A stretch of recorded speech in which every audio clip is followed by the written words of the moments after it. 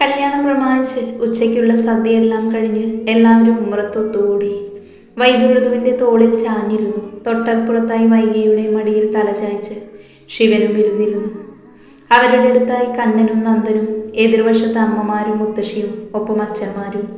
ചർച്ച നന്ദൻ്റെയും മായയുടെയും വിവാഹം. ഒടുവിൽ സംസാരിച്ച് മായയുടെ പപ്പ ശ്രീധരനെ വിളിച്ച് സംസാരിച്ചു. അതിൻ്റെ ഫലമായി നാളെ തന്നെ ഒഫീഷ്യലായ ഒരു പെണ്ണ് കാണൽ നടത്താമെന്നും തീരുമാനിച്ചു. കൂടാതെ ഋതുവിന് തുടർന്ന് പഠിക്കാനായി അവളുടെ ഡ്രസ്സും സർട്ടിഫിക്കറ്റുകളുമെല്ലാം വീട്ടിൽ നിന്നും നാളെ തന്നെ എത്തിക്കണമെന്നും. പക്ഷേ 2 ദിവസം വീട്ടിൽ നിന്നിട്ട് വരാമെന്ന് പറഞ്ഞു വൈഗയുടെ ആഗ്രഹം മാത്രം തീരുമാനമായില്ല. വൈഗയെ കാണാതിരിക്കാൻ പറ്റില്ലെന്ന് പറഞ്ഞ ശിവനത് മുളയിലേ നുള്ളി. അന്ന് വൈകിട്ട് സന്തോഷത്തോടെ തന്നെ എല്ലാവരും പിരിഞ്ഞു. നാളെ പെണ്ണു കാണൽ ചടങ്ങിന് വേണ്ട ഡ്രസ്സ് എടുക്കാനും മറ്റുമായി അവർ നേരത്തെ ഇറങ്ങി. വൈദുവിനും അമ്മയ്ക്കും വൈകി പോകുന്നതിൽ സങ്കടമായിരുന്നുവെങ്കിലും ശിവൻ സമ്മതിക്കേണ്ടേ? ഈ ചെറുക്കൻ. നന്ദനെ ഓരോന്ന് പറഞ്ഞ് കളിയാക്കി പിന്നാലെ കൂടിയിരുന്നു കണ്ണൻ. അങ്ങനെ എല്ലാവർക്കും വേണ്ട ഡ്രസ്സും മറ്റു ഓർണമെൻസും ഒക്കെ വാങ്ങി അവർ അഗ്നിരുദ്രയിലേക്ക് വന്നു. രാത്രി കുളിച്ച് റെഡിയായി വന്ന ഋതുവിന് സെറ്റ് സാരി ഉടുപ്പിച്ച് മുടിയിൽ മുല്ലപ്പൂവും ചൂടിച്ച് കയ്യിൽ ഒരു ഗ്ലാസ് നിറയെ പാലും കൊടുത്ത് ദേവകി വൈദുവിൻ്റെ മുറിയിലേക്ക് ആക്കി കൊടുത്തു. മുറിക്ക് മുന്നിലെത്തിയതും അവൾക്ക് പേടി തോന്നി. നെഞ്ചിടിപ്പ് വല്ലാണ്ട് കൂടിയിരുന്നു. നേരത്തെ പോലെയല്ല ഇപ്പോൾ താൻ വൈദുവേട്ടൻ്റെ ഭാര്യയാണ് എന്നോർക്കെ അവളുടെ കയ്യും കാലും വിറകൊണ്ടു. അവളെ കാണാതെ വാതിൽ തുറന്ന വൈദു മുന്നിൽ പാൽ ഗ്ലാസും പിടിച്ച് തന്നെ മിഴിച്ചു നോക്കുന്നവളെ അടിമുടിയൊന്ന് നോക്കി. അല്ല, നീ എന്താ വാവേ ഇവിടെ നിന്ന് കഥകളി കളിക്കുന്നേ? നിനക്കുറങ്ങൊന്നും വേണ്ടേ? ഗൗരവത്തോടെയുള്ള അവൻ്റെ ചോദ്യം കേൾക്കി അവളിൽ ആശ്വാസം നിറഞ്ഞു. ഏയ്, ഇതെൻ്റെ പഴയ വൈദുവേട്ടൻ തന്നെയാ, അതുറപ്പാ, മാറ്റമൊന്നുമില്ല. മനസ്സിൽ ഓർത്തുകൊണ്ട് അവൾ അകത്തേക്ക് കയറി. ഗ്ലാസ് ടേബിളിലേക്ക് വെച്ചതും വാതിലടച്ച് കുറ്റിയിട്ട വൈദു അവളെ പൊക്കിയെടുത്ത് ബെഡിലേക്ക് ഇട്ടിരുന്നു. മാറ്റമുണ്ടോ? അവൾ മനസ്സിലായി ഓർത്തു. ഞെട്ടിക്കൊണ്ട് മനസ്സിൽ പറഞ്ഞുകൊണ്ട് എഴുന്നേൽക്കാൻ ശ്രമിക്കും മുന്നേ ഗ്ലാസ്സിലെ പാലെടുത്ത് ബെഡിൻ്റെ ഒരു വശത്തുള്ള ടേബിളിലേക്ക് വെച്ചിരുന്നു വൈദു. പേടിച്ചു പോയോ? കുറുമ്പോടെയുള്ള അവൻ്റെ ചോദ്യം കേൾക്കി അവൾ ഇല്ലെന്ന് തലയാട്ടി. എന്നതിന് പേടിക്കണം, ദാ ഇത് കുടിക്ക്. പാലെടുത്ത് അവൾക്ക് നേരെ നീട്ടിക്കൊണ്ട് അവൻ അവളോടായി പറഞ്ഞു. അവൾ അനുസരണയോടെ കുടിക്കാനായി വായിലേക്ക് പാലെടുത്തതും അവൻ ഗ്ലാസ് തിരികെ വാങ്ങി. അവൾ അത് കുടിച്ചെടുക്കും മുന്നേ അവൻ അവളുടെ ചുണ്ടിലേക്ക് ചുണ്ട് ചേർത്തിരുന്നു. അവളുടെ വായിൽ കൊണ്ട പാല് അവനും നാവ് കൊണ്ട് നുണഞ്ഞെടുത്തിരുന്നു. പകച്ചുകൊണ്ട് അവൻ്റെ ഷർട്ടിൽ അള്ളിപ്പിടിച്ചു പെണ്ണ്. അപ്പോഴേക്കും അവളെ ബെഡിലേക്ക് തള്ളിയിട്ട് അവളുടെ കഴുത്തിലേക്ക് മുഖം പൂഴ്ത്തിയിരുന്നു വൈദു. ഋതുവിൻ്റെ കൈകൾ അവൻ്റെ മുടിയിലേക്ക് കോർത്തു. അവൻ ചുണ്ടുകളെ അവളുടെ തോളിലേക്ക് നീങ്ങി സാരിയുടെ പിൻകടിച്ച് പൊട്ടിച്ചുകൊണ്ട് സാരി തലപ്പ് അവളുടെ മാറിൽ നിന്നും വലിച്ചു താഴ്ത്തി. അവളുടെ ബ്ലൗസിന് മുകളിലൂടെ ഒഴുകുന്ന അവൻ്റെ ചുണ്ടുകളും വയറിൽ നിന്നും താഴേക്ക് പോയി തുടയിലേക്ക് ഇറങ്ങുന്ന ആ വിരലുകളും അവളിൽ വിറയിൽ സൃഷ്ടിച്ചിരുന്നു. അവളുടെ കഴുത്തിലാകെ ചുണ്ട് ചേർത്തുകൊണ്ട് ബ്ലൗസിൻ്റെ ഹുക്ക് ഓരോന്നായി അഴിച്ചുമാറ്റി വൈദു. ഒപ്പം ചുണ്ടും നാവും പല്ലും അവളുടെ മാറിടങ്ങളെ താലോലിക്കാൻ തുടങ്ങിയിരുന്നു ആ നിമിഷം. ശേഷം ഒരു കൈയെത്തിച്ച് ഗ്ലാസ്സിൽ ബാക്കിയുണ്ടായിരുന്ന പാലെടുത്ത് അവളുടെ ദേഹത്തേക്ക് ഒഴിച്ചുകൊണ്ട് അവയെ തൻ്റെ ചുണ്ടുകൊണ്ടും നാവുകൊണ്ടും നുണഞ്ഞിരുന്നു വൈദു. അവനിൽ വല്ലാത്തൊരാവേശം. അവൻ്റെ കൈകൾ തുടയിൽ നിന്ന് ദിശ മാറി ചലിച്ചു. ഒപ്പം മുഖം വയറ്റിൽ നിന്നും അടിവയറ്റിലേക്ക് നീങ്ങി. കൈകൾ മാറിടങ്ങളെ തഴുകി പിടഞ്ഞു പോയിരുന്നു ആ കൊച്ചു പെണ്ണാ നിമിഷം. അവളുടെ കുഞ്ഞു ശരീരത്തിലെ ഓരോ അണുവും അറിഞ്ഞുകൊണ്ട് വൈദു ഇരുവരുടെയും വസ്ത്രങ്ങൾ അഴിച്ചു മാറ്റി. ഇനിയും പിടിച്ചു നിൽക്കാൻ കഴിയില്ലെന്ന് മനസ്സിലായതും അവൻ പതിയെ ഒരു ചെറുനോവോടെ അവളിലേക്ക് അലിഞ്ഞു ചേർന്നിരുന്നു. വൈദുവേട്ട. പ്രണയത്തോടെ തന്നിലേക്ക് ആഞ്ഞു ചേരുന്നവൻ്റെ കാതിൽ കടിച്ചു നുണഞ്ഞുകൊണ്ട് അവൾ വിളിച്ചുകൊണ്ടിരുന്നു. അത് അവനിൽ ആവേശം നിറച്ചു. അത്യധികം പ്രണയത്തോടെ അവൻ അവളിൽ ഉയർന്നു താണു. ഒടുവിൽ ഒരു കിതപ്പോടെ അവളുടെ മാറിലേക്ക് മുഖം പൂഴ്ത്തി തളർന്നു വീഴവേ അവൾ അവനെ ചുറ്റിപ്പിടിച്ചു കിടന്നു. ഒന്നുയർന്നു വന്ന ആ നെറ്റിയിൽ ഇറുക്കെ ചുണ്ടമർത്തി അവളിൽ നിന്നും എഴുന്നേറ്റ് മാറിക്കിടന്നുകൊണ്ട് അവളെ തൻ്റെ മാറിലേക്ക് അണച്ചു പിടിച്ചിരുന്നു വൈദു. പരസ്പരം ഒന്നും മിണ്ടാതെ മൗനത്തെ കൂട്ടുപിടിച്ചു ഇരുവരും. എങ്കിലും മൗനമായി പ്രണയിച്ചുകൊണ്ടിരുന്നു. ഒടുവിൽ എപ്പോഴോ അവൻ്റെ ഹൃദയതാളം കേട്ട് അവളും അവളെ ചുറ്റിപ്പിടിച്ചുകൊണ്ട് അവനും നിദ്രയെ പുൽകിയിരുന്നു. പിറ്റേന്ന് അഗ്നിരുദ്രയിൽ നിന്നും എല്ലാവരും റെഡിയായി മായയുടെ വീട്ടിലേക്ക് തിരിച്ചു. പോകും വഴി ദേവൻ മഠത്തിൽ നിന്നും വൈദുവിനെയും ഋതുവിനെയും ദേവകിയെയും അവർ ഒപ്പം കൂട്ടിയിരുന്നു. മായയുടെ വീട്ടിൽ അവളെ ലൈറ്റ് മഞ്ഞ നിറത്തിലുള്ള സാരി വൃത്തിയായി ഞൊറിഞ്ഞെടുപ്പിച്ച് തലമുടി പോണിറ്റയിൽ കെട്ടി മുല്ലപ്പൂ ചൂടി നെറ്റിയിൽ ഒരു കുഞ്ഞു പൊട്ടും തൊടിയിച്ച് കണ്ണെഴുതിച്ച് സുന്ദരിയാക്കുവായിരുന്നു അവളുടെ കസിൻ മീനാക്ഷി. സുഭദ്ര അടുക്കളയിൽ വരുന്നവർക്കായുള്ള സദ്യയും പായസവും ഉണ്ടാക്കുന്ന തിരക്കിലായിരുന്നു. ഒപ്പം അവരുടെ അനുജത്തി ജയയും ഉണ്ടായിരുന്നു. മീനാക്ഷിക്ക് 2 വയസ്സുള്ളപ്പോൾ അവരുടെ അച്ഛൻ ശങ്കർ ഒരു ആക്സിഡന്റിൽ മരിച്ചുപോയി. പിന്നെ അവരെ നോക്കിയതെല്ലാം സുഭദ്രയും ശ്രീധരനും ചേർന്നായിരുന്നു. അവർക്കും ബന്ധുക്കൾ എന്ന് പറയാൻ ഇവർ മാത്രമേ ഉള്ളൂ. മുറ്റത്തൊരു കാറ് വന്ന് നിന്ന ശബ്ദം കേട്ട് ശ്രീധരൻ പുറത്തേക്ക് നടന്നു വന്നു. കാറിൽ നിന്നിറങ്ങി ഒരു പുഞ്ചിരിയോടെ നടന്നു വരുന്നവരെ അദ്ദേഹം വിനയത്തോടെ അകത്തേക്ക് ക്ഷണിച്ചിരുത്തി. സുഭദ്രേ, അവരൊക്കെ എത്തി കേട്ടോ. അയാൾ ചിരിയോടെ അടുക്കളയിലേക്ക് നോക്കി വിളിച്ചു പറഞ്ഞിരുന്നു. ശ്രീധരനുമായി ഓരോരോ കാര്യങ്ങൾ സംസാരിച്ചുകൊണ്ടിരിക്കുന്നതിനിടെ മീനാക്ഷി മായയെ താഴേക്ക് കൊണ്ടുവന്നു. ഹാൾ കുറച്ചപ്പുറത്തായതുകൊണ്ട് അവിടെ ഇരുന്നവർക്ക് അവരെ കാണാൻ പറ്റിയില്ല. അടുക്കളയിലേക്ക് ചെന്നതും അമ്മമാർ ഇരുവരും അവളെ നോക്കി നിറഞ്ഞ ചിരിയോടെ തലയിൽ കൈവച്ച് അനുഗ്രഹിച്ചു. എന്നാ പിന്നെ മോളെ വിളിക്കാമല്ലേ ശ്രീധരൻ ചിരിയോടെ ചോദിച്ചു. ആ, തീർച്ചയായും വിളിക്കാം, ഒരു ചിരിയോടെ മറുപടി പറഞ്ഞു ശ്രീനി. സുബേ, മോളെ കൊണ്ടുവന്നോളൂ, അയാൾ അടുക്കളയിലേക്ക് നോക്കി വിളിച്ചു പറഞ്ഞു. നന്ദന്റെ കണ്ണുകൾ അങ്ങോട്ടേക്ക് നീങ്ങി. അത് കണ്ട വൈക ശിവന്റെ കയ്യിൽ മുറുക്കെ പിടിച്ചു പോയിരുന്നു. അവനൊരു ചിരിയോടെ അവളെ നോക്കി കണ്ണു ചിമ്മി കാണിച്ചു. അല്പം കഴിഞ്ഞതും കയ്യിലെ ട്രെയിൽ നിറയെ ചായയുമായി മായ അങ്ങോട്ടേക്ക് നടന്നു വന്നു. അവളെ കണ്ട എല്ലാവരുടെയും കണ്ണുകൾ ആ നിമിഷം തിളങ്ങി. നന്ദൻ വായും പൊളിച്ച് നോക്കിയിരിക്കുമായിരുന്നു അവളെ. കണ്ണൻ അവൻ്റെ കയ്യിൽ തട്ടിയതും അവൻ ഞെട്ടി ചായ എടുത്ത് ചുണ്ടോട് ചേർത്തു. മിഴിച്ചുകൊണ്ട് തന്നെ നോക്കുന്നവനെ നോക്കി കണ്ണിറുക്കി കാണിച്ചു മായ. അതോടെ ചെറുക്കൻ ഫ്ലാറ്റ്. എല്ലാവർക്കും ഒറ്റ നോട്ടത്തിൽ തന്നെ അവളെ ഇഷ്ടപ്പെട്ടു. ഇനിയിപ്പോൾ വെച്ച് നീട്ടണ്ട, ഞങ്ങൾ വന്നപ്പോൾ തന്നെ 2 മോതിരങ്ങൾ കൂടി കൊണ്ടുവന്നിട്ടുണ്ട്, അത് നോക്കാം നമുക്ക്. ഇവിടെ ഇപ്പോൾ എല്ലാവരുമുള്ള സ്ഥിതിക്ക് ഇന്ന് തന്നെ അതങ്ങ് നടത്തിക്കൂടെ? ശ്രീനി ചിരിയോടെ ചോദിച്ചു. അവർക്കും സമ്മതമെന്ന് കണ്ടതും ഇരുവരെയും പിടിച്ചു നിർത്തി ശിവൻ തുറന്നു കൊടുത്ത ചെപ്പിൽ നിന്നും ശരൺ എന്നെഴുതിയ മോതിരം എടുത്ത് നന്ദൻ മായയ്ക്കും വൈക തുറന്നു കൊടുത്ത ചെപ്പിൽ നിന്നും മായ എന്നെഴുതിയ മോതിരം നന്ദനും ഇട്ടുകൊടുത്തിരുന്നു. അവരിൽ പ്രണയത്താൽ ചാലിച്ച പുഞ്ചിരി വിരിഞ്ഞു. മോതിരമാറ്റം കഴിഞ്ഞതും എല്ലാവരും കൈയടിച്ച് പാസാക്കി. ശേഷം സുഭദ്രയുടെ കൈപുണ്യമറിയാനായി സദ്യയും വിളമ്പി. അവരെല്ലാം സന്തോഷത്തോടെയും ആഹ്ലാദത്തോടെയും ഒത്തുചേർന്നിരുന്ന് ആ ചടങ്ങ് ഗംഭീരമാക്കി. ഇതേ സമയം ആളും പരിചാരങ്ങളും കൊട്ടും കുരവയുമില്ലാതെ ഋഷി രജിസ്റ്റർ ഓഫീസിൽ വെച്ച് ശ്രേയയുടെ കഴുത്തിൽ താലി കെട്ടി. സാക്ഷികളായി ജയദീപും ദയയും തന്നെ ഒപ്പിട്ടു. ഋഷിക്ക് താല്പര്യമില്ലായിരുന്നുവെങ്കിലും അവൻ്റെ വീട്ടുകാരുടെ നിർബന്ധത്തിന് വഴങ്ങി സമ്മതിച്ചു. ശ്രേയയെ കല്യാണം കഴിച്ച് അവൻ അവളെയും കൂട്ടി നേരെ തറവാട്ടിലേക്ക് തിരിച്ചു. ഈ സമയം അത്രയും മീനാക്ഷിയെ നോക്കി വെള്ളം ഇറക്കുകയായിരുന്നു കണ്ണൻ. ഡാ, വായം പൊളിച്ച് അവളെ നോക്കി നിന്നവൻ്റെ ചെവിയിൽ പിടുത്തമിട്ടുകൊണ്ട് വൈക വിളിച്ചു. ആ ഏട്ടത്തി വിട്, എൻ്റെ വില പോവും. അവൻ അവൾ പിടിച്ചിരുന്ന ചെവിയിൽ അവളുടെ കൈക്ക് മുകളിൽ കൈവച്ചുകൊണ്ട് വൈകയോടായി പറഞ്ഞു. ഓ എന്ത് വില? അവൾ ചിരിയോടെ കൈവിട്ടു.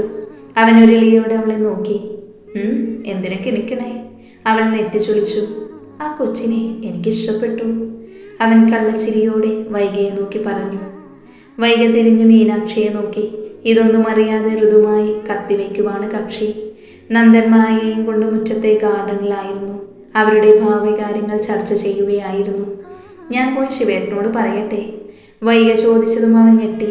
അയ്യോ വേണ്ട ഏട്ടത്തി, ഏട്ടനെ കൊല്ലും, അവൻ ദയനീയമായി അവളോട് പറഞ്ഞു. ആഹാ, പേടിയുണ്ടോ നിനക്ക്?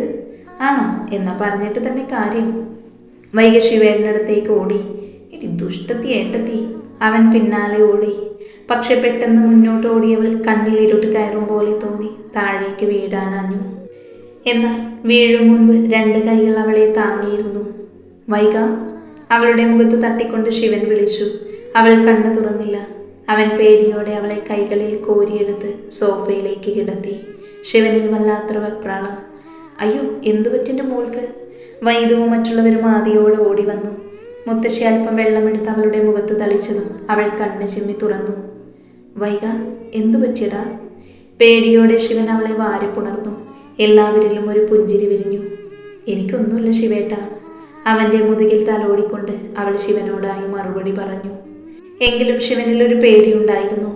നന്ദ, ശിവൻ അവളിൽ നിന്ന് നടന്നു മാറി ഉറക്കെ വിളിച്ചു. എന്തോ? അവൻ മുറ്റത്ത് നിന്ന് ശിവന്റെ അടുത്തേക്ക് ഓടി വന്നു. ഡോക്ടറെ വിളിക്കടാ, എൻ്റെ പെണ്ണിന് എന്താണെന്ന് എനിക്കറിയണം. ഗൗരവത്തിൽ പറയുന്നവനെ ഒന്ന് നോക്കി ഒരു ചിരിയോടെ നെഞ്ചോട് ചേർന്നിരുന്നു വൈക. അവൻ അവളെ ചേർത്ത് പിടിച്ച് നെറുകയിൽ മുത്തി. നന്ദൻ ഫോണെടുത്ത് ഡോക്ടറെ വിളിച്ചു. ഏകദേശം അരമണിക്കൂർ കഴിഞ്ഞതും ഡോക്ടർ വന്നു അവളെ മുറിയിലേക്ക് കൊണ്ടുപോയി പരിശോധിച്ചു. അപ്പോഴെല്ലാം വെരുകിനെ പോലെ അങ്ങോട്ടും ഇങ്ങോട്ടും നടക്കുമായിരുന്നു ശിവൻ. എല്ലാവരും നോക്കി കാണുമായിരുന്നു ഗൗരവക്കാരനായ ശിവന്റെ മാറ്റം. എല്ലാത്തിനും കാരണം അവളാണെന്ന് എല്ലാവർക്കും അറിയാമായിരുന്നു. എല്ലാവരിലും നിറപുഞ്ചിരി ഉണ്ടായിരുന്നു.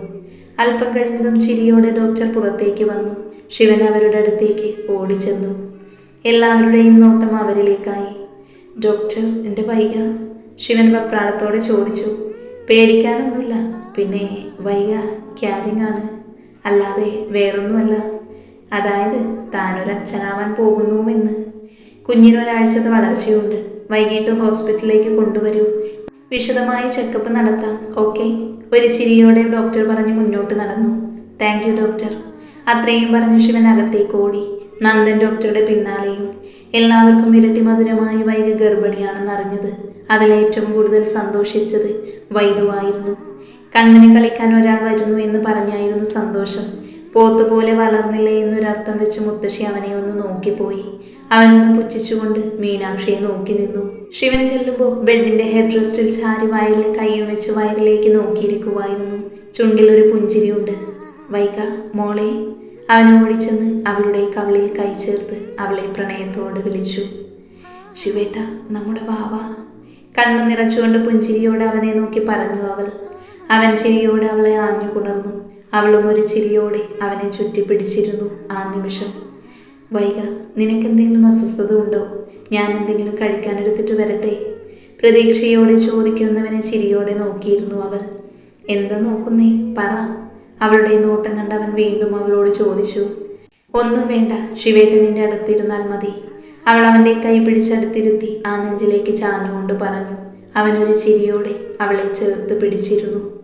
അവനിൽ വല്ലാത്തൊരു സന്തോഷം. ഒരു കൈ കൊണ്ട് വയറിൽ തഴുകി. ശേഷം വൈകാതെ തന്നെ അവർ അഗ്നിരുദ്രയിലേക്ക് തിരിച്ചു. കണ്ണന്റെ ചുറ്റിക്കളി ശ്രീനി കൈയോടെ പൊക്കിയിരുന്നു. അതിനെക്കുറിച്ച് പിന്നെ സംസാരിക്കാമെന്ന് പറഞ്ഞ് എല്ലാവരും തിരികെ പോന്നു. വൈക പ്രഗ്നന്റ് ആണെന്ന് അറിഞ്ഞതും അഗ്നിരുദ്രയിൽ എല്ലാവരിലും സന്തോഷം നിറഞ്ഞു. കാരണം ആദ്യത്തെ അനന്തരാവകാശിയാണ്. അതും മൂത്ത മകന്റെ കുഞ്ഞ്. അവളെ പരിചരിക്കാനും വേണ്ടത് ചെയ്തു കൊടുക്കാനും പെണ്ണുങ്ങൾക്ക് മുന്നേ ശിവനായിരുന്നു മുന്നിൽ. അതിന് നന്ദൻ അവനെ കളിയാക്കിയെങ്കിലും അടുത്തത് നിന്റെ ഊഴമാണെന്ന് പറഞ്ഞ് അവൻ്റെ നാവടപ്പിച്ചു ശിവൻ. വൈകയിൽ നിന്നും ചെറിയ ചെറിയ ആഗ്രഹങ്ങൾ കേൾക്കാൻ അവൻ കാതോർത്തിരുന്നു. ഓരോ മാസവും കൃത്യമായി അവളെ ചെക്കപ്പിന് കൊണ്ടുപോവുകയും അവൾക്ക് വേണ്ടതെല്ലാം വാങ്ങിക്കൊടുത്തും അവൻ അവളെ പരിചരിച്ചു. അതിനിടയിൽ നന്ദന്റെ വിവാഹം ഇങ്ങെത്തി. വിവാഹത്തിന് വേണ്ടിയുള്ള തയ്യാറെടുപ്പുകൾ അഗ്നിരുദ്രയിലും മായയുടെ വീട്ടിലും മുറ പോലെ നടന്നു. എങ്കിലും ശിവൻ എല്ലാത്തിനും ഓടി നടന്നു. ഒപ്പം വൈകയുടെ കാര്യങ്ങൾ നോക്കുകയും ചെയ്തു. ആദ്യമൊക്കെ ചെറിയ രീതിയിലുള്ള വോമിറ്റിംഗ് മാത്രമേ അവൾക്കുണ്ടായിരുന്നുള്ളൂ. പിന്നീട് ശിവൻ ഉപയോഗിക്കുന്ന സോപ്പിന്റെ മണം പിടിക്കാതെയായി. അവളെ കരുതി ദിവസവും സോപ്പ് മാറ്റലാണ് അവൻ്റെ ജോലി. ഓരോരോ അവസ്ഥകളെ. ഓരോ മാസവും അവളുടെ വയറ് വലുതാകുന്നത് അവൻ കൗതുകത്തോടെ നോക്കിയിരുന്നു. ഒപ്പം രാത്രിയിൽ അവൾ ഉറങ്ങുമ്പോൾ വലുതായി അവളുടെ വയറിൽ തൊട്ടും തലോടിയും ഭാവിയോട് കിന്നാരം പറയലായിരുന്നു ശിവന് പണി. അവൾ ഉണർന്ന കുഞ്ഞിനോട് മാത്രമേ ഇപ്പോൾ സ്നേഹമുള്ളെന്ന് പറഞ്ഞ് മുഖം വീർപ്പിക്കും പെണ്ണ്. പാവം ചക്കും എന്തൊക്കെ സഹിക്കണം. നാളെയാണ് അങ്ങനെ എല്ലാത്തിനും കാത്തിരുന്ന നന്ദന്റെയും മായയുടെയും കല്യാണം.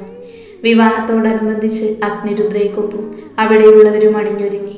വീട് നിറയെ ലൈറ്റ്സ് കൊണ്ട് അലങ്കരിച്ചു. ഉള്ളിൽ നിറയെ മറ്റു അലങ്കാരങ്ങളും. അതിൻ്റെ എല്ലാം മാസ്റ്റർ ബ്രെയിൻ നമ്മുടെ വൈക തന്നെയാണ്. വിവാഹത്തിന് 2 ദിവസം മുൻപ് തന്നെ ദേവകിയും വൈദവും ഒപ്പം ഋതുവും എത്തിയിരുന്നു.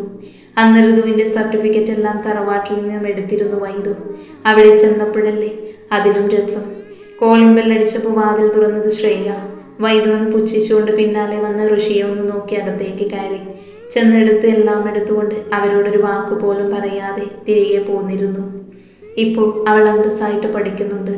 ഇപ്പോൾ ഹൗസ് സർജൻസി ചെയ്യുന്നു. 2 മാസം കൂടി കഴിഞ്ഞൊരു ജൂനിയർ ഡോക്ടറായി കയറാം. വൈദു വീണ്ടും ബാങ്ക് ജോലിയിലേക്ക് തിരിഞ്ഞു. ബിസിനസ്സിലൊപ്പം നിൽക്കാൻ ശിവൻ നിർബന്ധിച്ചെങ്കിലും അവനത് താല്പര്യമുണ്ടായിരുന്നില്ല. അങ്ങനെ എന്തുകൊണ്ടും സുഖം, സന്തോഷം. നന്ദനെ അണീശ്വരിക്ക് ഫോട്ടോ എടുപ്പും ബഹളവുമായിരുന്നു അഗ്നിരുദ്രയിൽ. എന്നാൽ അങ്ങ് മായയുടെ വീട്ടിൽ അവളെ മെഹന്തിയൊക്കെ ഇടിച്ച് മീനാക്ഷി സുന്ദരിയായി അണീശ്വരിക്കിരുന്നു. ഒത്തിരി ആൾക്കാരൊന്നും ഉണ്ടായിരുന്നില്ല എങ്കിലും അത്യാവശ്യം ആൾത്തിരക്കുണ്ടായിരുന്നു. പലപ്പോഴും വിവാഹം കഴിഞ്ഞ് നാളെ മറ്റൊരു വീട്ടിലേക്ക് പോകുവാണെന്ന ചിന്ത അവളിൽ നേരിയ നീറ്റലുണ്ടാക്കിയെങ്കിലും നന്ദന്റെ സ്വന്തമാകാൻ പോകുന്നു എന്നത് അവളിൽ ആശ്വാസം നിറച്ചിരുന്നു. അഗ്നിരുദ്രയിൽ നിന്നും ശിവനും കണ്ണനും ശ്രീനിയും ശ്രീയുമൊപ്പം വൈദവും ഋതുവും കൂടെ ദേവകിയും മായയെ കാണാൻ പോയിരുന്നു. വൈകയ്ക്ക് യാത്ര ചെയ്യാൻ കഴിയാത്തതിന് അവളെ കൊണ്ടുപോയില്ല. അതിനൊത്തിരി മുഖം വീർപ്പിച്ചുവെങ്കിലും നടന്നില്ല. ഒടുവിൽ മുത്തശ്ശിയും ജാനകിയും അവളോടൊപ്പം ഇരുന്നു. ശിവനാണെങ്കിൽ അവിടെ ചെന്ന് മായയും വീട്ടുകാരെയും കണ്ട അപ്പോൾ തന്നെ തിരിച്ചു പോന്നു. ചോദിച്ചപ്പോൾ ഒറ്റ റീസൺ, വൈക. ബാക്കിയുള്ളവർ എത്തിയപ്പോൾ ഒത്തിരി വൈകിയിരുന്നു. അതെല്ലാം മീനാക്ഷിയെ കണ്ട കണ്ണൻ തിരിച്ചു വരുമോ? അങ്ങനെ അന്നത്തെ ദിവസം നന്നായി തന്നെ ആഘോഷങ്ങളോട് കടന്നുപോയി. ശിവൻ വന്നതും മുഖം വീർപ്പിച്ചിരിക്കുവാണ് വൈക. പിന്നെ ഒരു വിധത്തിലാണ് അതിനെ സമാധാനിപ്പിച്ച് മിണ്ടിച്ചത്. പിറ്റേന്ന് രാവിലെ തന്നെ എഴുന്നേറ്റ് തൻ്റെ നെഞ്ചോട് ചേർന്ന് കിടന്നുറങ്ങുന്ന വൈകയെ വിളിച്ചുണർത്തി ബാത്റൂമിലേക്ക് അയച്ച് അവളുടെ സാരിയും ഓർണമെന്റ്സും എല്ലാം എടുത്തു വച്ചിരുന്നു ശിവൻ. അവൾ കുളി കഴിഞ്ഞു വരുമ്പോൾ അവൻ അവൾക്കായി കാത്തിരിപ്പുണ്ടായിരുന്നു. ലൈറ്റ് ബ്ലൂ കളറുള്ളൊരു ഷിഫോൺ സാരിയായിരുന്നു അവൾക്കായി അവൻ തിരഞ്ഞെടുത്തത്. അതേ കളറിലുള്ള ഷർട്ടായിരുന്നു അവനും. നന്നായി സാരി ഉടുപ്പിക്കാൻ അറിയില്ലെങ്കിലും ഒരു വിധത്തിൽ അവളെ ഉടുപ്പിക്കാൻ സഹായിച്ചു ശിവൻ. ശേഷം അവളെ അവിടെ ഇരുത്തി അവൻ കുളിക്കാൻ പോയി. അവൻ എടുത്തു വെച്ച ഓർണമെന്റ്സ് ഇട്ട് നെറ്റിയിൽ സിന്ദൂരവും തൊട്ട് അവൻ്റെ വരവിനായി അവൾ കാത്തിരുന്നു. കുളിച്ചു വന്ന ശിവൻ വേഗം റെഡിയായി അവളെ ഒന്ന് നോക്കി. എന്താ ശിവേട്ട, കൊള്ളൂലേ? അവൻ്റെ നോട്ടം കണ്ടതും അവളുടെ മുഖം മങ്ങിയിരുന്നു. ആര് പറഞ്ഞു കൊള്ളില്ലെന്ന്? എൻ്റെ ബേബി ഡോളെ, സുന്ദരിയല്ലേ? അവളുടെ കവളിൽ ഒന്ന് മുത്തിക്കൊണ്ട് അവൻ പറയെ അവൾ കണ്ണു വിടർത്തി അവനെ നോക്കി. പോകാം നമുക്ക്, അവൻ ചോദിക്കെ അവൾ സമ്മതത്തോടെ തലയാട്ടിയിരുന്നു. ശേഷം അവളുടെ ചെരുപ്പും പിടിച്ച് കയ്യും പിടിച്ച് പതിയെ സൂക്ഷിച്ച് മുന്നോട്ട് നടന്നു. അവൾ താഴേക്ക് ചെല്ലുമ്പോൾ നന്ദനെ റെഡിയാക്കി ഹാളിലേക്ക് കൊണ്ടുവരുമായിരുന്നു. ക്രീം കളർ ഷർട്ടും മുണ്ടും ധരിച്ച് സുന്ദരനായിരുന്നു നമ്മുടെ ചെക്കൻ. അവൻ ചിരിയോടെ എല്ലാവരുടെയും അനുഗ്രഹം വാങ്ങി. ഒടുവിൽ തന്നെ നോക്കി ചിരിയോടെ നിൽക്കുന്ന ശിവനെയും വൈകയെയും കണ്ട് അവരുടെ അടുത്തേക്ക് ചെന്നു. ഇരുവരുടെയും കാലിൽ വീഴാൻ പോയതും രണ്ടാളും അവനെ ചേർത്ത് പിടിച്ചു. നന്നായി വരും, ശിവൻ അവനെ കെട്ടിപ്പിടിച്ചും വൈക അവൻ്റെ തലയിൽ തലോടിയും പറഞ്ഞു. അവളുടെ പറച്ചിൽ കേട്ട് കണ്ടു നിന്നവർ ചിരി പൊട്ടിയിരുന്നു. ശേഷം ഒട്ടും വൈകാതെ തന്നെ അവർ വിവാഹത്തിന് അറേഞ്ച് ചെയ്ത് ഓഡിറ്റോറിയത്തിലേക്ക് തിരിച്ചു. വൈകയെ സൂക്ഷിച്ച് കാലിൽ കയറ്റി എല്ലാവർക്കും പിന്നിലായി ശിവൻ നീങ്ങി. അതും വളരെ പതിയെ. സ്റ്റീരിയോയിൽ നിന്നും ഒഴുകുന്ന പാട്ടിനനുസരിച്ച് അവളുടെ കൈ വയറ്റിൽ തഴുകിക്കൊണ്ടിരുന്നു. അവളെ നോക്കിയൊരു ചിരിയോടെ വണ്ടി മുന്നോട്ടെടുത്തു ശിവൻ. ഓഡിറ്റോറിയത്തിൽ ഒരു വശത്തായുള്ള മുറിയിൽ മായയെ ചില്ലി റെഡ് കളറുള്ള സാരി ഉടുപ്പിച്ച് ബ്യൂട്ടീഷ്യൻ വന്ന ദേവതയെ പോലെ അണിയിച്ചൊരുക്കി. കൂടെ തന്നെ മീനാക്ഷിയും ഉണ്ടായിരുന്നു. അവൾ പച്ച നിറത്തിലുള്ള സാരിയായിരുന്നു. എപ്പോഴും സുഭദ്ര വന്ന ചെക്കനും കൂട്ടനും എത്തിയെന്ന് പറഞ്ഞപ്പോൾ ജനാലയുടെ പുറത്തേക്ക് എത്തി നോക്കിയിരുന്നു. ഒടുവിൽ സമയമായതും താലപ്പൊലിയുടെ മേളത്തിനൊപ്പം കുട്ടികൾക്ക് പിന്നിലായി മീനാക്ഷിയുടെ കയ്യും പിടിച്ച് മായ പുറത്തേക്ക് നടന്നു. മണ്ഡപത്തിന് മുന്നിൽ നിന്നു എല്ലാവരെയും നോക്കി കൈകൂപ്പി. ശ്രീധരൻ വന്ന് അവളുടെ കൈ പിടിച്ച് 3 വട്ടം മണ്ഡപത്തിന് ചുറ്റും വലയം വെച്ചു. മുന്നോട്ട് നടക്കുമ്പോഴെല്ലാം ഉള്ളിൽ വല്ലാത്തൊരു വെപ്രാളമായിരുന്നുവെങ്കിലും ഇടയ്ക്കിടെ മണ്ഡപത്തിലേക്ക് നന്ദനെ ഒളികണ്ണിട്ട് നോക്കിയിരുന്നു. അപ്പോഴാണ് അറിയുന്നത് അവൻ്റെ കണ്ണുകൾ തന്നിലാണെന്ന്. പിന്നെ ആ വശത്തേക്ക് നോക്കാനേ പോയില്ല. സില്ലികൾ പേടിച്ചു പോയി. 3 വലയം വെച്ച് സുഭദ്രയുടെ കൈ പിടിച്ച് മണ്ഡപത്തിലേക്ക് കയറിയിരുന്നു. തലകുനിച്ച് തൻ്റെ ഒരു വശത്തായിരിക്കുന്നവളെ അവൻ കണ്ണുവിടർത്തി നോക്കി. വായും പൊളിച്ചിരിക്കാൻ താലി കെട്ടണ പൊട്ട. പിന്നിൽ നിന്നും ശിവന്റെ ഒച്ച കേട്ടപ്പോഴാണ് അവന് ബോധം വന്നത്. ഞെട്ടലോടെ ചുറ്റും നോക്കിക്കൊണ്ട് പെട്ടെന്ന് തിരുമേനി കൊടുത്ത താലി ശ്രീനിയുടെ കയ്യിൽ നിന്നും വാങ്ങി അവളുടെ കഴുത്തിലേക്ക് കെട്ടിയവൻ. അവൾ ഇരു കൈയും കൂപ്പി തലകുനിച്ചിരുന്ന് അവൻ്റെ താലി സ്വീകരിച്ചു. 3 കെട്ടിയിട്ട് താലി മുറുക്കുമ്പോൾ ഒരിക്കലും ഇനി അവളെ കരയിക്കില്ലെന്ന് മനസ്സിൽ തീരുമാനമെടുത്തിരുന്നു നന്ദൻ. അവരുടെ മുകളിലേക്ക് പുഷ്പങ്ങൾ അർപ്പിക്കുമ്പോഴും വൈകയുടെ കൈകൾ ശിവനിൽ ഭദ്രമായിരുന്നു. ഒടുവിൽ തിരുമേനി നൽകിയ സിന്ദൂരത്താൽ അവളുടെ സീമന്തരേഖ ചുവപ്പിക്കുമ്പോൾ അവളുടെ കണ്ണിൽ നിന്നും ഒരു തുള്ളി ഇറ്റു വീണിരുന്നു. അതേ, ഇങ്ങനെയൊക്കെ നിന്നാ മതിയോ? ഒരു കല്യാണമൊക്കെ കഴിക്കണ്ടേ? മായയും നന്ദനെയും നോക്കി ചിരിയോടെ നിന്ന മീനാക്ഷിയോടായി കണ്ണൻ ചോദിച്ചു. താല്പര്യമില്ല, അവൾ ഒറ്റവാക്കിൽ ഉത്തരം പറഞ്ഞു. അയ്യോ, അങ്ങനെ പറയല്ലേ, ഞാനൊരു ജീവിതം തരാൻ റെഡിയാണ്. എന്തേ, അഗ്നിരുദ്രയിലെ ഇളയ സന്തതിയായ ശ്രാവണിൻ്റെ പെണ്ണാവാൻ നിനക്ക് സമ്മതമാണോ? അവനൊരു പ്രത്യേക സ്റ്റൈലിൽ ചോദിക്കുക. അവൾ കണ്ണു പിടിച്ച് നോക്കിയവനെ. നിക്ക്, അവൾ വാക്കുകൾക്കായി പരതി. ഇപ്പൊ പറയണ്ട, ആലോചിച്ച് പറഞ്ഞാൽ മതി. അത്രയും പറഞ്ഞ് നടന്നകലുന്നവനെ അവൾ കണ്ണെടുക്കാതെ നോക്കി നിന്നു. അപ്പോഴും ഇതെല്ലാം മാറി നിന്ന് കാണുന്നുണ്ടായിരുന്നു ഋഷിയും ശ്രേയയും. വിവാഹം കഴിഞ്ഞ് ഫോട്ടോസൊക്കെ എടുത്ത് എല്ലാവരും കഴിക്കാനായി പോയി. അവിടെ ചെന്നപ്പോൾ കണ്ടൊരു വശത്തായിരുന്ന വൈകയ്ക്ക് വാരി കൊടുക്കുന്ന ശിവനെ. അവൻ ചോറ് നീട്ടുമ്പോൾ മുഖം മാറ്റുന്ന പെണ്ണിനെ കൂർപ്പിച്ചു നോക്കിയും അതിൻ്റെ കൈയും കാലും പിടിച്ച് ആഹാരം കൊടുക്കുന്ന ശിവനെയും കണ്ട് അവരിലെല്ലാവരും ഒരു പുഞ്ചിരി തെളിഞ്ഞു. ഇതെല്ലാം ഒരു ചിരിയോടെ ഫോൺ ക്യാമറയിൽ പകർത്തി കണ്ണൻ. എല്ലാവരും കഴിക്കാനിരുന്നപ്പോഴേക്കും അവർ എഴുന്നേറ്റിരുന്നു. നല്ല ഊക്കിന് സദ്യയും 3 കൂട്ടം പായസവും ഒക്കെ കഴിച്ചു പോകാനായി തിരിച്ചു എല്ലാവരും. അവർ തിരിക്കും മുന്നേ വൈകിക്ക് അസ്വസ്ഥത തോന്നി ശിവൻ അവളെയും കൊണ്ട് അഗ്നിരുദ്രയിലേക്ക് തിരിച്ചു. അവൾക്കിപ്പോൾ 8-ാം മാസം കഴിഞ്ഞു. പോകാനിറങ്ങിയപ്പോൾ സുഭദ്രയെയും ശ്രീധരനെയും കെട്ടിപ്പിടിച്ച് ഒത്തിരി കരഞ്ഞു മായ. ഒപ്പം ജയയോടും മീനാക്ഷിയോടും പറഞ്ഞു. അപ്പോഴെല്ലാം കണ്ണിൻ്റെ കണ്ണ് മീനാക്ഷിക്ക് മുകളിലായിരുന്നു. അത് കണ്ടതും പിടപ്പോടെ കണ്ണ് മാറ്റിയിരുന്നു അവൾ. ഒടുവിൽ നന്ദൻ വന്ന് ആശ്വസിപ്പിച്ചുകൊണ്ട് കാറിൽ കയറ്റി മായയെ. അല്പം കഴിഞ്ഞതും വണ്ടി അഗ്നിരുദ്രയിലേക്ക് തിരിച്ചു. വണ്ടി അഗ്നിരുദ്രയ്ക്ക് മുന്നിലെത്തുമ്പോൾ കണ്ടിരുന്നു അവരെ കാത്തുമ്മറത്ത് നിൽക്കുന്നവരെ. ജാനകി നൽകിയ നിലവിളക്കും വാങ്ങി വലതുകാല് വെച്ച് അകത്തേക്ക് കയറി മായ. പിന്നാലെ മറ്റുള്ളവരും. വൈകിക്ക് വല്ലാതെ തോന്നിയതിനാൽ അവളെ കിടത്തി അവളുടെ അടുത്ത് തന്നെയായിരുന്നു ശിവൻ. അവൻ്റെ നെഞ്ചോട് ചേർന്നുറങ്ങി പെണ്ണ്. മായയെ ഫ്രഷാവാനായി ജാനകിയുടെ റൂമിലേക്ക് കൊണ്ടുപോയി. അവളെ അവിടെ ഇരുത്തി മറ്റു ചടങ്ങുകൾക്കും തയ്യാറെടുപ്പ് നടത്താനായി ജാനകി പുറത്തേക്ക് പോയി. അവൾ ഫ്രഷായി വന്ന് ഡ്രസ്സ് മാറി പുറത്തേക്ക് ചെല്ലുമ്പോഴായിരുന്നു എന്തൊരു ബഹളം. അവൾ അവിടേക്ക് അടിവെച്ചു. ശിവന്റെ നെഞ്ചിൽ ചേർന്നുറങ്ങിയ വൈകയുടെ ഞെരക്കം കേട്ട് ചെറുതായി മയങ്ങിപ്പോയവ ചെട്ടലോടെ കണ്ണു തുറന്നു. വേദന കൊണ്ട് ചുളിയുന്ന മുഖവും നെറ്റിയിലൂടെ ഒഴുകിയിറങ്ങുന്ന വിയർപ്പ് തുള്ളിയും തൻ്റെ ഷർട്ടിൽ പിടിച്ചിരിക്കുന്ന കയ്യിൽ നിന്നും അവളുടെ വേദനയുടെ ആഴം അവന് മനസ്സിലായി. വൈക, അവൻ പേടിയോടെ വിളിച്ചു. ശിവേട്ട, നോവുന്നു. കണ്ണീരിനിടയിലും അവൾ വിളിച്ചു പറഞ്ഞു. നന്ദ, വൈദു, ഓടിവാടാ. ശിവൻ അലറുകയായിരുന്നു. ഒരുവിധം അവളെ ബെഡിൽ നിന്നും തൂക്കിയെടുത്തുകൊണ്ട് ശിവൻ വീണ്ടും അലറി. അവൻ്റെ വിളി കേട്ട് ഇരുവരും ഓടിച്ചെന്നു. അവളുടെ അവസ്ഥ കണ്ട് ഇരുവരും പകച്ചു. എടാ, വണ്ടി എടുക്കടാ. ശിവൻ പറയെ നന്ദൻ പുറത്തേക്ക് ഓടിപ്പോയി വണ്ടി സ്റ്റാർട്ട് ചെയ്തപ്പോൾ വൈദുവും ശിവനും ചേർന്ന് അവളെ പൊക്കിയെടുത്ത് പുറത്തേക്ക് ഓടി വന്നു. ഒരുവിധം കാറിൽ കയറ്റി അവർ ഹോസ്പിറ്റൽ ലക്ഷ്യം വെച്ച് നീങ്ങി. മായയെയും മുത്തശ്ശിയെയും ജാനകിയെയും അവിടെ നിർത്തി ബാക്കിയുള്ളവർ അടുത്ത വണ്ടിയിൽ ഹോസ്പിറ്റലിലേക്ക് തിരിച്ചു. പോകും വഴി പേടിയോടെ ശിവന്റെ ഷർട്ടിൽ മുറുക്കെ പിടിച്ചിരുന്നു വൈക. ശിവേട്ട, ഞാൻ ചത്തു പോവോ? കരഞ്ഞോട് ചോദിക്കുന്നവളെ അവൻ നെഞ്ചോട് അടക്കി പിടിച്ചിരുന്നു. ഒടുവിൽ ഹോസ്പിറ്റലിലെത്തി അവളെയും എടുത്തുകൊണ്ട് അകത്തേക്ക് ഓടിയവർ. അവളെ സ്ട്രെച്ചറിൽ കിടത്തി ലേബർ വാർഡിലേക്ക് കൊണ്ടുപോയി അറ്റൻഡേഴ്സ്. വരുന്ന വഴി നന്ദൻ ശരത്തിനെ വിളിച്ചെല്ലാം പറഞ്ഞു.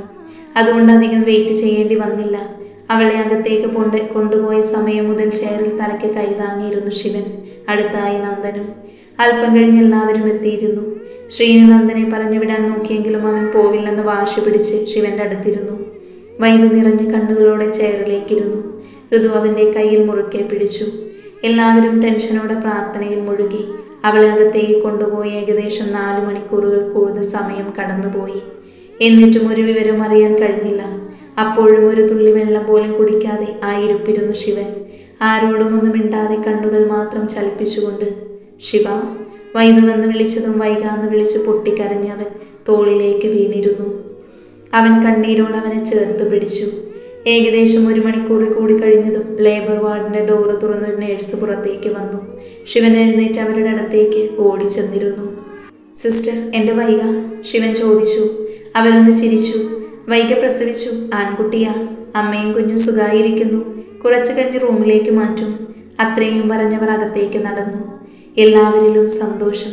എല്ലാവരും ആശ്വാസത്തോടെ ഈശ്വരനോട് നന്ദി പറഞ്ഞു. ശേഷം ശ്രീനി ജാനകിയെ വിളിച്ചു പറഞ്ഞു.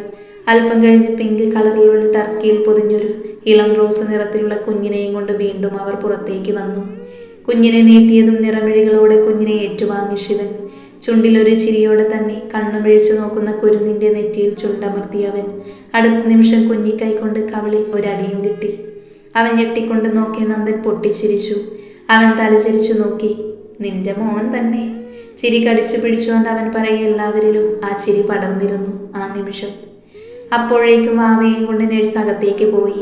ഏകദേശം 1/2 മണിക്കൂർ കഴിഞ്ഞതും വൈകിയെയും കുഞ്ഞിനെയും റൂമിലേക്ക് മാറ്റി. അതറിഞ്ഞതും ശിവനൊരു ഓട്ടമായിരുന്നു. അവിടെ ചെന്ന് അവളെ നെഞ്ചോട് ചേർത്ത് പിടിച്ച് ഒത്തിരി കരഞ്ഞു അവൻ. ഒടുവിൽ അവൾ കളിയാക്കിയതും അവൻ കരച്ചിൽ നിർത്തി. ശിവൻ വൈകിയുടെ അടുത്ത് വരുമ്പോഴെല്ലാം കുഞ്ഞു ചേക്കൻ അവനെ തന്നെ നോക്കി കയ്യും കാലിട്ടടിക്കുമായിരുന്നു. അപ്പോഴെല്ലാം നന്ദൻ അവനെ കളിയാക്കി. വൈകുന്നേരം മായയെയും ജാനകിയെയും മുത്തശ്ശിയെയും നന്ദൻ പോയി കൂട്ടിക്കൊണ്ട് വന്നിരുന്നു വാവയെ കാണാൻ. വൈക ഒത്തിരി ക്ഷീണിച്ചിരുന്നു. അതിനാൽ അവൾ നല്ല ഉറക്കമായിരുന്നു. വാവ അപ്പോഴും അവളോട് ഒട്ടിക്കിടന്ന് കൈകാലിട്ടടിക്കുമായിരുന്നു. ഋതു എപ്പോഴും വാവയോടൊപ്പം തന്നെ നിന്നു. എല്ലാവർക്കും സന്തോഷമായി. അഗ്നിരുദ്രയിലെ അനന്തരാവകാശിയെ കണ്ടതിൽ അവനിടേണ്ട പേരും കണ്ടുപിടിക്കുന്ന തിരക്കിലായിരുന്നു അവർ. ഒടുവിൽ ശിവൻ തന്നെ പേര് പറഞ്ഞു.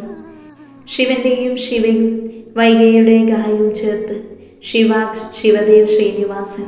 അല്പം കഴിഞ്ഞതും ജയയും മീനാക്ഷിയും എത്തിയിരുന്നു. പിന്നെ കണ്ണൻ അവളുടെ പിന്നാലെ പോയി. ഒടുവിൽ അവനെ പിടിച്ച് കെട്ടിക്കുന്ന കാര്യത്തിൽ തീരുമാനമാക്കി. പക്ഷെ അവളുടെ പഠിപ്പ് കഴിഞ്ഞ് മതിയെന്ന തീരുമാനമായി. അതോടെ ചെക്കനൊരു പൊടിക്കൊതുങ്ങി. ഇതിനിടെ ആരും പ്രതീക്ഷിക്കാതെ കുഞ്ഞിനെ കാണാൻ ശ്രേയയും ഋഷിയും വന്നിരുന്നു. ആരും ഒന്നും മിണ്ടിയില്ലെങ്കിലും കുഞ്ഞിനെ കണ്ടിട്ട് വൈഗയുടെ കാല് പിടിച്ച് മാപ്പ് പറഞ്ഞിട്ടാണ് പോയത്. അങ്ങനെ 3 ദിവസങ്ങൾ കഴിഞ്ഞ് വൈഗയെയും കുഞ്ഞിനെയും അഗ്നിരുദ്രയിലേക്ക് കൊണ്ടുപോയി. ഒപ്പം ശിവന് റെസ്ട്രിക്ഷനും ഏർപ്പെടുത്തി. ഒത്തിരി എതിർത്തെങ്കിലും കഴിഞ്ഞില്ല. ലാസ്റ്റ് സമ്മതിക്കാതെ വേറെ വഴിയില്ല. പക്ഷേ കുഞ്ഞിനെ കാണാൻ എന്ന പേരിൽ അവൻ ചെല്ലും അവൻ്റെ വൈഗയെ, അവൻ്റെ മാത്രം ബേബി ഡോളിനെ കാണാൻ. അല്ലെങ്കിലും വൈഗയില്ലാതെ ശിവനില്ല. തിരക്കൊക്കെ കഴിഞ്ഞ് സ്വസ്ഥമായും സെറ്റ് സാരിയും മുല്ലപ്പൂവും ചൂടിച്ചൊരു ഗ്ലാസ് പാലും കൊടുത്ത് മായയെ നന്ദന്റെ റൂമിലേക്ക് ജാനകിയാക്കി. മുറിയിലേക്ക് കയറി വരുന്നവളെ കണ്ടവന് ചിരി പൊട്ടി. അവൾ മിഴിച്ചുകൊണ്ട് അവനെ നോക്കിപ്പോയി. നീ എന്താ കഥകളിക്ക് പോണുന്നുണ്ടോ? പോയി വേറെ വല്ലതും എടുത്തിട്ട് വാ പെണ്ണേ. അതോടെ അവളും ഹാപ്പിയായി. പിന്നെ അലമാരയിൽ നിന്നും ഡ്രസ്സും എടുത്തൊരു ഓട്ടമായിരുന്നു. വേഗം ഫ്രഷായി അവൾ വന്നതും അവൾ കൊണ്ടുവന്ന പാലെടുത്ത് പകുതി കുടിച്ച് ബാക്കി അവൾക്കും കൊടുത്ത് അവളുമായി ബെഡിലേക്ക് മറിഞ്ഞു നന്ദൻ. മിഴിച്ചു നോക്കുന്നവളുടെ നെറ്റിയിൽ ചുണ്ടമർത്തിക്കൊണ്ട് അവൻ അവളുടെ മുഖത്തേക്ക് നോക്കവേ അവൾ അവൻ്റെ ചുണ്ടിനു മേൽ വിരൽ വെച്ചു. ശിക്ഷ? മിഴിച്ചുകൊണ്ട് നോക്കി അവൾ പറഞ്ഞു. ഞെട്ടിയൊന്ന് വെച്ചാ ഞെട്ടി പണ്ടാരം അടങ്ങിപ്പോയി അവൻ. മായ മോളെ, മിണ്ടാതെ കിടന്നില്ലെങ്കിൽ ചവിട്ടി താഴെയിടും ഞാൻ. അവളുടെ ഭീഷണി കേട്ട് അവൻ നല്ല കുട്ടിയായി. ഒരു ഉമ്മയെങ്കിലും താടി പ്ലീസ്, അവൻ കെഞ്ചി. ഒന്ന് തരാം ബാ. അവന് നേരെ തിരിഞ്ഞുകൊണ്ട് അവൾ അവൻ്റെ കവിളിലേക്ക് ചുണ്ട് ചേർക്കും മുൻപ് അവൻ അവളുടെ ചുണ്ടിൽ ചുണ്ട് ചേർത്തിരുന്നു. പിടഞ്ഞുകൊണ്ട് അവൻ്റെ മുടിയിൽ കോർത്തു വലിച്ചു അവൾ. ഒടുവിൽ ശ്വാസം വിലങ്ങിയതും ഒരു ദീർഘ ചുംബനത്തിനൊടുവിൽ അവളുടെ ചുണ്ടുകളെ മോചിപ്പിച്ചു. അവൾ അവൻ്റെ നെഞ്ചിൽ ഇടിച്ചതും ചിരിയോടെ അവളെ ചേർത്ത് പിടിച്ചു അവൻ. ഈ സമയം ആരും അറിയാതെ വൈകിയുടെ അടുത്തേക്ക് പതുങ്ങി പതുങ്ങി പോകുകയായിരുന്നു ശിവൻ. ശിവ! പെട്ടെന്ന് ഇരുട്ടുമുറിയിൽ വെട്ടം വീണിരുന്നു. ഒപ്പം ഒരു വിളിയും. അവൻ തിരിഞ്ഞു നോക്കി. നെഞ്ചത്ത് കൈ പിണച്ചു കെട്ടി മുന്നിൽ ജാനകി. അത് പിന്നെ വൈക. അവൻ നിന്ന് പരുങ്ങി. വിട്ടോ, വണ്ടി വിട്ടോ. അവർ അവനെ പറഞ്ഞു വിട്ടു. അല്ല പിന്നെ. ആദ്യമായി തൻ്റെ മകനിൽ നിന്നും വരുന്ന ഓരോ കുറുമ്പ് കുസൃതിയും ആസ്വദിക്കുമായിരുന്നു ജാനകിയും. ചിരിയോടെ തിരിഞ്ഞു നോക്കിയതും കണ്ടു തന്നെ നോക്കിയൊരു പുഞ്ചിരിയോടെ ഇരിക്കുന്ന വൈകയെ അവർ അവളുടെ നെറ്റിയിൽ ചുംബിച്ചിരുന്നു സ്നേഹത്തോടെ. തൻ്റെ മകൻ്റെ ജീവിതത്തിലേക്ക് സമ്മതമില്ലാതെ വന്നു കയറിയവൾ, അവനിൽ നിന്നും ഒത്തിരി വേദനകൾ സഹിച്ചവൾ. എന്നിട്ടും ഒരിക്കൽ പോലും അവനെ തള്ളിപ്പറയുകയോ വെറുക്കുകയോ വേദനിപ്പിക്കുകയോ ചെയ്യാത്തവൾ. അവനാണ് ജീവനെന്നും ജീവിതമെന്നും പറയുന്നവൾ. തൻ്റെ മകൻ്റെ ഭാഗ്യം, അവൻ്റെ മാത്രം വൈക. അവർ പുഞ്ചിരിയോടെ ഓർത്തു. ശിവന്റെയും വൈകയുടെയും പ്രണയം ഒരിക്കലും അവസാനിക്കുന്നില്ല. ഇനിയും സന്തോഷത്തോടെ ജീവിക്കട്ടെ അവർ.